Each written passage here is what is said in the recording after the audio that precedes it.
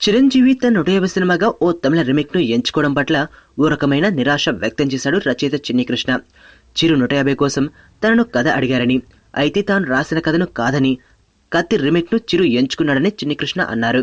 తాను 3 ఏళ్ల పాటు కష్టపడి బాలీవుడ్ స్టార్ అమీర్ ఖాన్ కోసం ఓ స్క్రిప్ట్ రాస్తున్నట్లు కూడా వెల్లడించాడు ఇతడు. ఒకప్పుడు నరసింహనాయుడు, ఇంద్ర లాంటి బ్లాక్ బస్టర్లు ఇచ్చి ఇప్పుడు ఖాళీ అయిపోయారేంటి అని అడిగితే తనదైన శైలిలో స్పందించాడు చిన్ని కృష్ణ. అవకాశాలు రాకేం కాదు, ప్రతిలా ఎవరో ఒక నిర్మాత వస్తారు. ఇంతకుముందు పనిచేసిన హీరోల నుంచి పిలుపులు వస్తూనే ఉన్నాయి. చిరంజీవి గారి 150 సినిమా నేనే చేయవలసింది. వాళ్ళు కోరినట్లే ఓ భారీ కథ తయారు చేశాను. నేను చెప్పిన పాయింట్ ఇప్పటిదాకా ఇండియన్ స్క్రీన్ మీద రాలేదు. అయితే చిరంజీవి గారికి నా కథ కంటే కత్తి బాగుంటుందనుకున్నారు. ఆ సినిమానే చేయాలనుకున్నారు.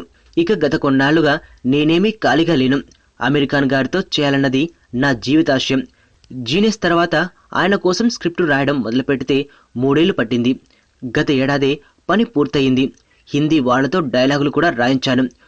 వచ్చే నెలలోనే అమీర్ ఖాన్ కు సబ్మిట్ చేస్తా అని చెప్పాడు చిన్ని కృష్ణ.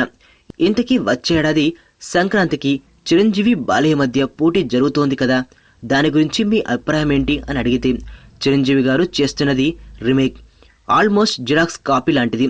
ఇక బాలయ్యది చరిత్ర గురించి చెప్పే సినిమా. 2 స్టేట్ సినిమాలైతే మాట్లాడొచ్చు, పోల్చవచ్చు.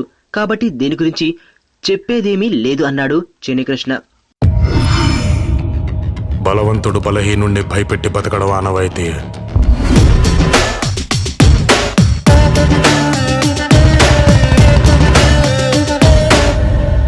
బట్ ఫర్ అ చేంజ్, ఆ బలహీనుడి పక్కన కూడా ఒక బలం ఉంది.